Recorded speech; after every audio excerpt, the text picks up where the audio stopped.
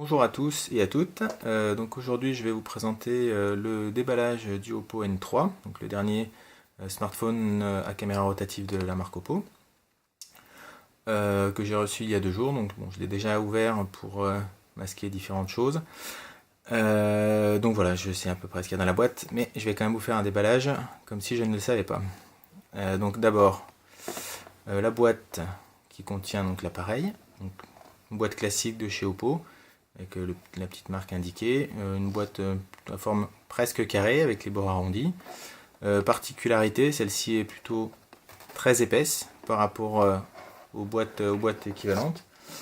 Par exemple ici la boîte du N1, donc qui est quand même beaucoup plus fine, pas 2 fois plus fine mais nettement plus fine. Elle est relativement lourde également. Rien de particulier, le petit liseré métallisé qui reprend un peu le design des téléphones. Sur l'arrière, donc différentes caractéristiques sur cette boîte. Donc le modèle de l'appareil, donc le Oppo N3 avec sa référence pour le modèle international.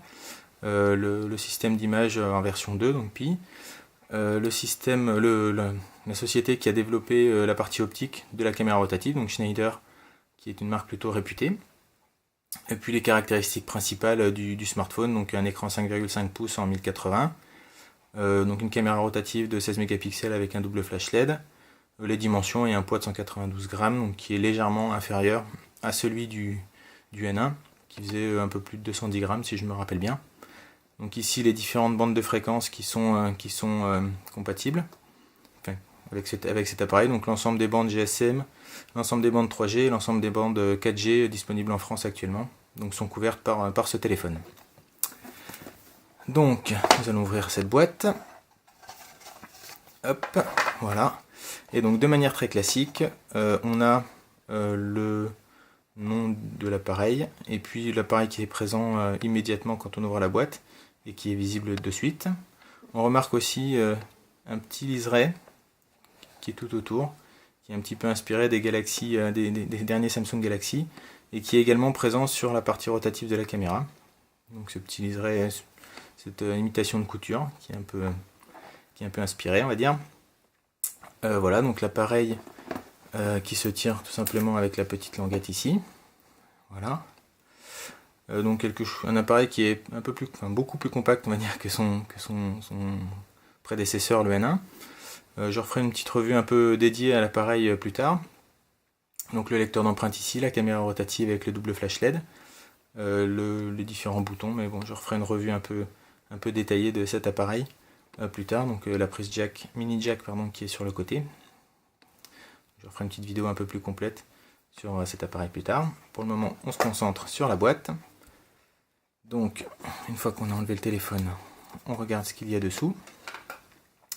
Donc, différentes choses. Tout d'abord, le petit outil pour extraire le logement, pour insérer la carte SIM et éventuellement une carte micro SD, puisque le N3 est équipé d'un lecteur de carte micro SD jusqu'à 128 Go aujourd'hui, donc c'est du SDXC.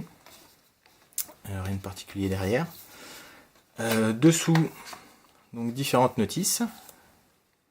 Donc le guide de démarrage rapide, le guide du chargeur VOOC et puis les informations importantes. Grande première pour ce modèle, il est fourni avec la traduction en français. Donc il y a une version française, voilà. Sécurité, alors, je vais essayer de faire une petite mise au point là-dessus, s'il veut bien. Voilà, donc il y a la partie traduite en français, donc les 3 guides sont traduits. Donc, ce qui est plutôt une bonne nouvelle pour nous.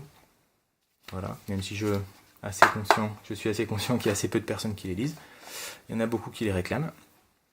Ensuite, qu'est-ce qu'on voit? Donc le chargeur, ici dans ces versions 2. Donc le chargeur VOOC mini, donc en version mini.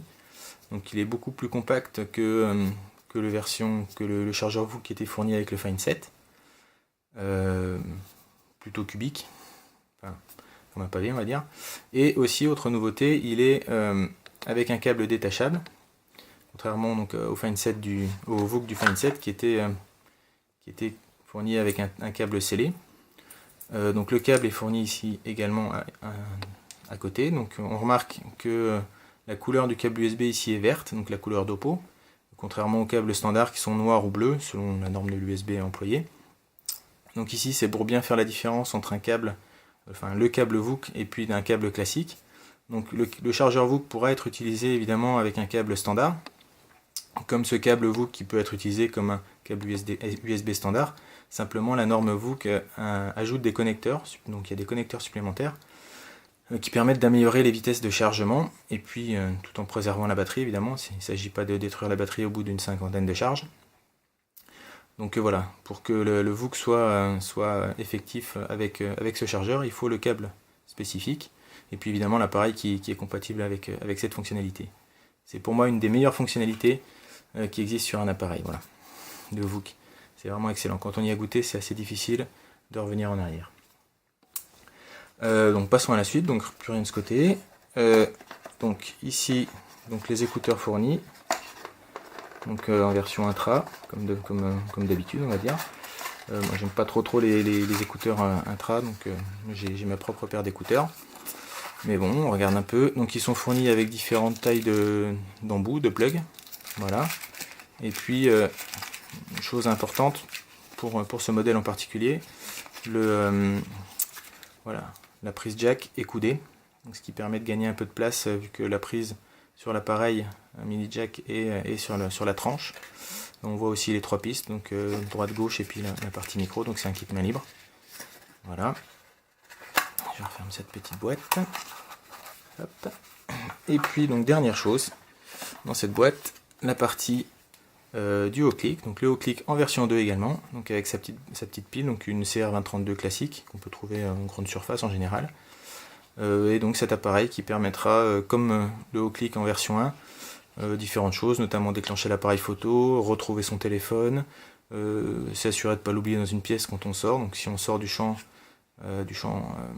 du Bluetooth, l'appareil se met à sonner ou le haut-clic se met à vibrer. Il y a une petite LED de notification aussi pour avertir quand on a un message ou des choses comme ça, pour ne pas avoir forcément le téléphone sous les yeux ou dans la main ou dans la poche et être averti malgré tout de ce qui se passe dessus.